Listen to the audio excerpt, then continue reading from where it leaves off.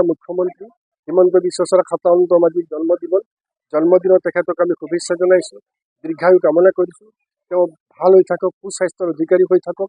কাৰণ তেখেতে দায়িত্ব লোৱাৰ পিছত অসমৰ সকলো জাতি জনগোষ্ঠী তেখেতে লৈ পেলাই অসমখনত আগবাঢ়ি গৈছে। তেখেতে ক'লে যিমান চহৰ অঞ্চলত যিমানখিনি উন্নয়ন কৰিছে, বাগিচা অঞ্চলত যিমানখিনি উন্নয়ন কৰিছে, গাঁও অঞ্চলত যিমানখিনি উন্নতি চব কৰিছে, একদম সমানকৈ উন্নতি কৰি গৈ আছে।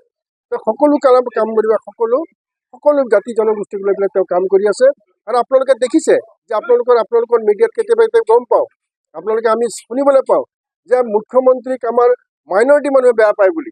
এতিয়া দেখিছেনে, যিমানখিনি মাইনৰিটি মানুহে ৰাতিপুৱা আহি পেলাই ইয়াতে মোক কৈছে যে দাদা আমাক বেয়া পায় বুলি চবে মিডিয়াত কৈ থাকে। আমি মুখ্যমন্ত্ৰীক অন্তৰৰ পৰা ভাল পাওঁ।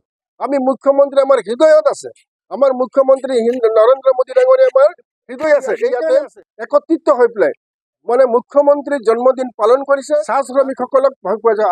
আমাক কৈছিলে যে আলি আৰু কুলি থকালৈকে কংগ্ৰেছৰ মৰণ নাই বুলি কৈছিলে এইবিলাক কথা সুপ্ৰিয় হলেও সত্য এটা সময়ত কৈছিলে। কিন্তু আজি চক বাগানৰ মানুহে কংগ্ৰেছক বাদ দি দিলে, বাই কৰিলে যে বাগানটো আপুনি প্ৰৱেশ কৰিব নোৱাৰে। আমাৰ মাইনৰিটি অঞ্চলত মানুহে এতিয়া মানে হিয়া উবৰি বিজেপি গভৰ্ণমেণ্টক মানে সমৰ্থন জনাই আহিছে। এতিয়া আপোনালোকে তাৰ প্ৰমাণটো দেখিলে যে তেখেতসকলে ইয়াত আহি পেলাই উপস্থিত হৈ পেলাই মুখ্যমন্ত্ৰীক ধন্যবাদ দিছে। তো এইটো এটা জ্বলন্ত প্ৰমাণ। আৰু কংগ্ৰেছে সদায় মাইনৰিটিক ভয় খুৱাই থাকিলে যে বিজেপি আহিলে এনেধৰণৰ হ'ব, ইটো হ'ব, ইটো বেয়া হ'ব, ইটো হ'ব, কিন্তু ভয় দেখুৱাই তেওঁলোকে ৰাজনীতি কৰি থাকিলে।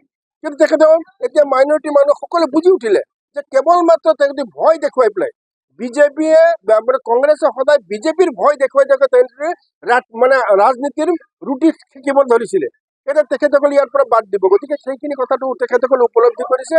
আৰু মই ভাবোঁ যে অনাগত দিনবিলাক আমি সকলো একত্ৰিত হৈ পেলাই অসমখনক আমি আগবঢ়াই লৈ যাম।